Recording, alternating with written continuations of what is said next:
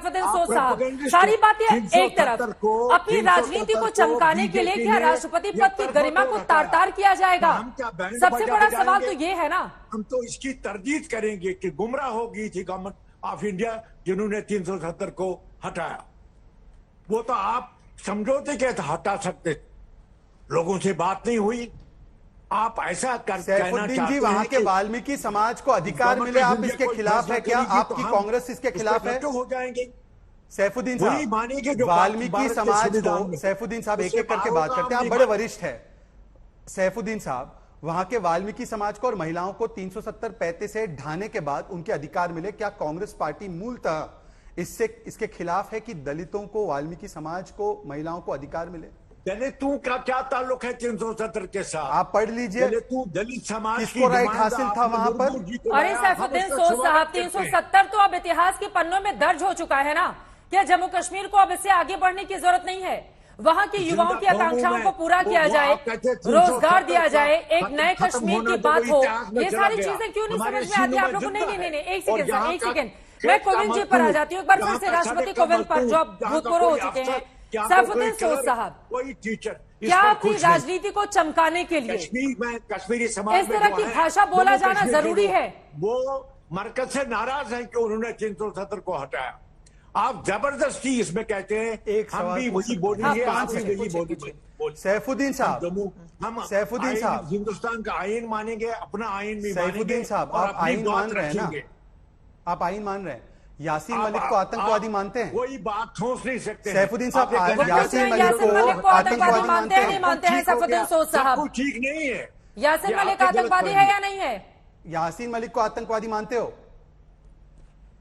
आपको यासीन मलिक को सयाकू सबाक से अलग करके क्या बात करते? ये कांग्रेस के नेता यासीन मलिक जिसकी कन्विक्शन हुई है एक आतंकवादी है, उसकी पैरवी कांग्रेस पार्टी कर रही है क्योंकि उन्हें एक दलित राष्ट्रपति जो हुए हमारे भूतपूर्व उसका स्वागत हम करते हैं। करना है, इसलिए ये यासीन मलिक तक को आतंकवादी नहीं मानती है कांग्रेस पार्टी के नेता है। यदि ये नहीं है कांग्रेस पार्टी के नेता तो मैं जानता हूं जयराम रमेश टीवी देखते हैं, आज तक खास तौर पर देखते हैं, लेटर भी लिखते हैं, उनको बताना चाहिए सैफुद्दीन सोज उनकी पार्टी में है या नहीं है।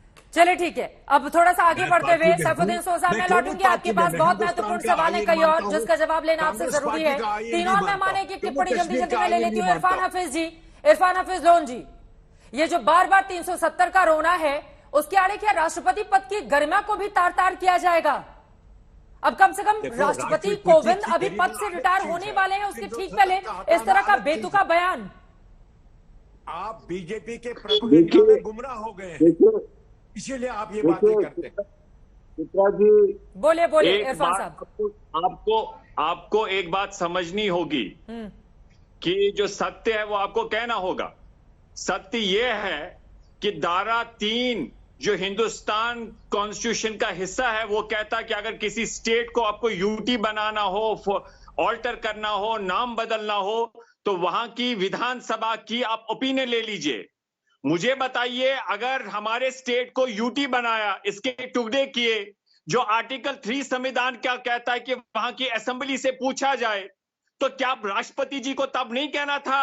उनके पास कानूनी उनके पास वो पावर था, वो उनकी कॉम्पिटेंस में था कि वो पार्लियामेंट से, सरकार से पूछते कि वहां की असेंबली से क्यों नहीं पूछा? और अगर आज कोई इस पे सवालिया निशान लगाता है कि राष्ट्रपति ने सही ढंग से नहीं किया उस पे डील, तो उस पे आपको क्या आपत्ति है? ये तो कोई बच्चा भी जानता है कि भारत सरकार ने किस तरीके से मंगल सिंह की तरह हम पे डाका डाला, अनडेमोक्रेटिकली, असंवैधानिक तरीके से हम पे भाषा बोलते हैं। इरफान हाफिज लोन साहब, डाका डाला आप पर, संसद से पास हुआ है, आपके लिए डाका डाला। सुशील पंडित जी, इसका जवाब मैं आपसे चाहूंगी। ठीक है, मेरी उसके साथ भावना थी जैसे तिरंगे के साथ भावना है। आप लोगों की ये बेचैनी समझ में आ रही है, आप लोगों की ये बेचैनी समझ में आ रही है सर। खेला है, हाँ, हमें ये स्वीकार नहीं है, चाहे वो राष्ट्रपति हो या कोई भी हो, जिसने भी हमारे साथ अन्याय किया है। राष्ट्रपति हो या कोई भी हो, से क्या मतलब है? राष्ट्रपति हो या कोई भी हो, से क्या मतलब है? राष्ट्रपति कौन है? लोकतंत्र है, चाहे राष्ट्रपति हो, को भारत की सरकार, देश के सबसे बड़े संवैधानिक पद पर बैठे हुए व्यक्ति की गरिमा का कम से कम यहाँ सम्मान कीजिए। मिस्टर लोन, मिस्टर लोन, और आप जैसा मिस्टर लोन, जो भारत सरकार का हमेशा समर्थन करता है, चाहे देश के आप हो, सबसे हम बड़े आपको- संवैधानिक हम पद आपको पर बताना बने चाहते हुए हैं, बैठे ये हुए हमें व्यक्ति की जिम्मेदारी गरिमा का नहीं है, सम्मान हम कीजिए। लड़ेंगे अपने सुशील राइट पंडित के जी, लिए उनकी लड़ेंगे। बातों पर आपकी मैं टिप्पणी चाहूंगी। वो कह रहे हैं कि इसको पास क्यों नहीं किया गया विधानसभा से, थोप दिया गया है, और वो कह रहे हैं कि डाका डाला गया हमारे ऊपर। मैं टिप्पणी जरूर करूंगा, बशर्ते ये चुप होकर के जरा सुने। हाँ, वो चुप ध्यान है। लगा के सुने।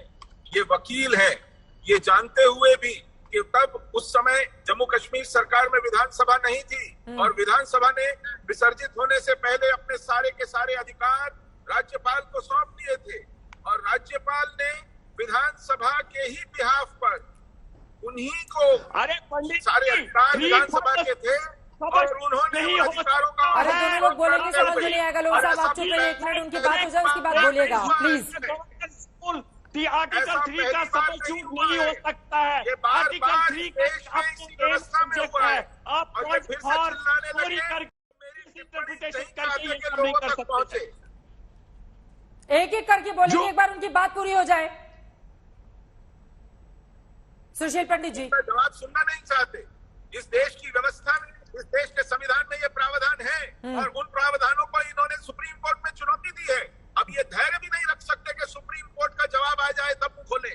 इनको फिर भी बीमारी है कि ये बार बार अपने बिना पैंदी के, बिना आधार के आरोप लगाते रहे लोगों पर।